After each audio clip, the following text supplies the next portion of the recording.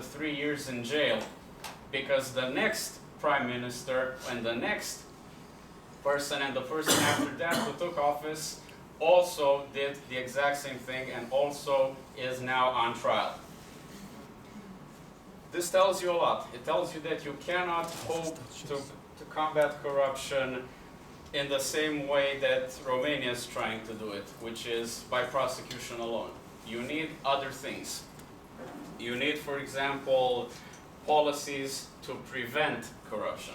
And this is one of the areas that we're mostly concerned with addressing right now. Getting back to this, a few fun facts, and here we go into the boring part of the presentation, some slides. Yeah. I'll just leave them like that. So, corruption in Romania. Now, what you see here is a breakdown of the corruption convictions by the DNA. Their focus has shifted from 2010, where they mostly investigated military personnel, people from the Ministry of the Interior, police, and so forth, into higher and higher and higher offices. If you look at the timeline, there are a few key moments. One of them being, some of them being breakthrough moments.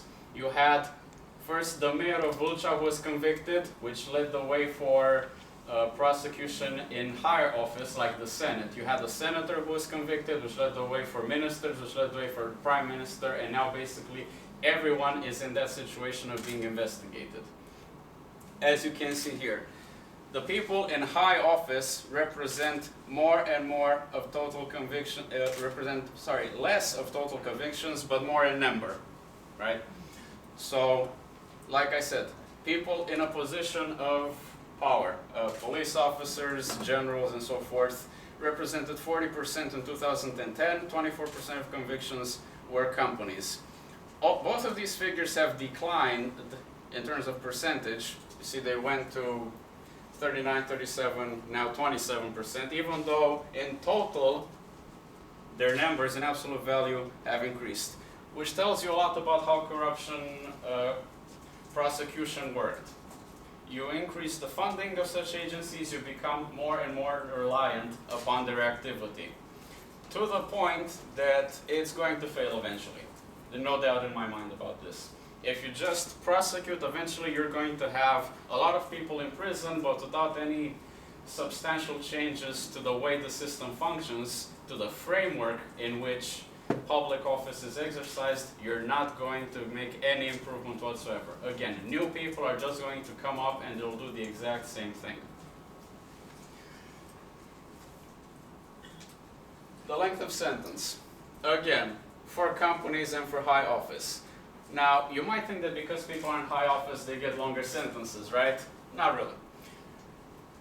If you compare private individuals to people in high office, you'll see that the higher up you go, the lower your sentencing is. And there's one particular example that we came across while compiling the database. In a very small town, like several thousand people, one junior policeman was told by his superior to give a judge 3,000 euro in bribe. The judge turned them in, right? The boss who told them to give the bribe got something like 1 year and 7 months in prison. The subordinate who actually gave the bribe, 3 years. By comparison, the Prime Minister of Romania, also 3 years, for several millions of euro in damages. This is just one case example, but it highlights the type of justice that you see, the length of sentence. It's been going up steadily the more prosecutors begin to sort of become aware of their own capacity and their own power. Time to be served. These are,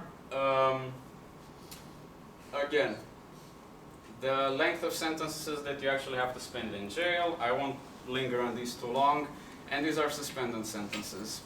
As you see, the trend is negative in both cases, but if you compare the two, you notice that people in high office get longer suspended sentences, but shorter actual jail sentences. Now, that's the first part of the discussion.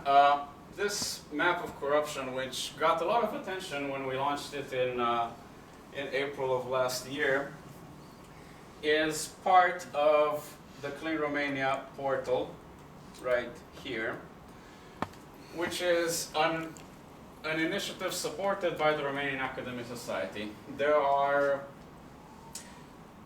There's an alliance of NGOs and other organizations who have come together to create the Alliance for Clean Romania.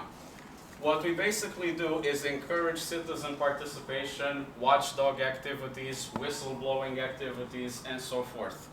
We monitor the way institutions behave, the way they take decisions, and especially the way public money is spent, in order to identify vulnerabilities, potential cases of corruption, and make knowledge-based policy improvement recommendations.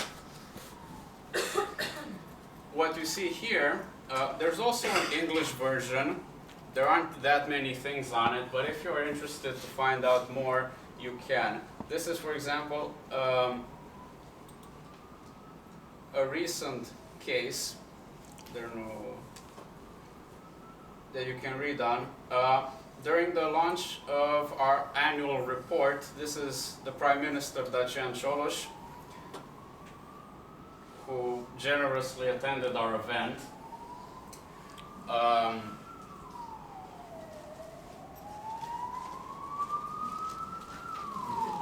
Okay, so you can find out a brief example of what we do on this section. There aren't that many things here, because we have to translate a lot of them. But the Romanian version is one of the most read opinion portals in the country. In fact, we are the most read opinion portal in the NGO sector in Romania. And sometimes get as many as, well, you can see just in 2016 we had over 500,000 unique visits. So it's an influential portal, and it shows that people are indeed committed to this type of change, even though they don't necessarily understand what it would take, and they don't necessarily know how to do it. We have inspired some people to take action for themselves, and this is one example. This young man here is from Bacău, Cristian Ghinghe. He's 23 years old and has just announced that he is willing to run for mayor in 2016 in Bacău.